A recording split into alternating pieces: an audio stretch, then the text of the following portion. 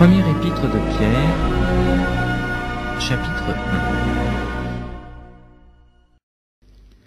Pierre, apôtre de Jésus-Christ, à ceux qui sont étrangers et dispersés dans le Pont, la Galatie, la Cappadoce, l'Asie et la Bithynie, et ceux qui sont élus selon la prescience de Dieu le Père, par la sanctification de l'Esprit, afin qu'ils deviennent obéissants et qu'ils participent à l'aspersion du sang de Jésus-Christ, que la paix et la grâce vous soient multipliées. Béni soit Dieu le Père de notre Seigneur Jésus-Christ, qui selon sa grande miséricorde nous a régénérés pour une espérance vivante, par la résurrection de Jésus-Christ d'entre les morts, pour un héritage qui ne se peut ni corrompre, ni souiller, ni flétrir, lequel vous est réservé dans les cieux, à vous, qui par la puissance de Dieu, êtes gardés par la foi pour le salut,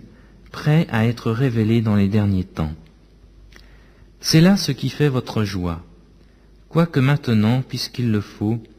vous soyez attristés pour un peu de temps par diverses épreuves, afin que l'épreuve de votre foi, plus précieuse que l'or périssable, qui cependant est éprouvé par le feu, ait pour résultat la louange, la gloire et l'honneur, lorsque Jésus-Christ apparaîtra, lui que vous aimez sans l'avoir vu, en qui vous croyez sans le voir encore, vous réjouissant d'une joie ineffable et glorieuse, parce que vous obtiendrez le salut de vos âmes pour le prix de votre foi. Les prophètes, qui ont prophétisé touchant la grâce qui vous était réservée, ont fait de ce salut l'objet de leurs recherches et de leurs investigations, voulant sonder l'époque et les circonstances marquées par l'Esprit de Christ qui était en eux, et qui attestaient d'avance les souffrances de Christ et la gloire dont elles seraient suivies. Il leur fut révélé que ce n'était pas pour eux-mêmes, mais pour vous, qu'ils étaient les dispensateurs de ces choses, que vous ont annoncé maintenant ceux qui vous ont prêché l'Évangile par le Saint-Esprit envoyé du ciel, et dans lequel les anges désirent plonger leur regard. C'est pourquoi, saignez les reins de votre entendement, soyez sobres, et ayez une entière espérance dans la grâce qui vous sera apportée, lorsque Jésus-Christ apparaîtra. Comme des enfants obéissants, ne vous conformez pas aux convoitises que vous aviez autrefois, quand vous étiez dans l'ignorance. Mais puisque celui qui vous a appelé est saint, vous aussi soyez saints dans toute votre conduite, selon qu'il est écrit, vous serez saints car je suis saint. Et si vous invoquez comme Père celui qui juge selon l'œuvre de chacun, sans exception de personne, conduisez-vous avec crainte pendant le temps de votre pèlerinage,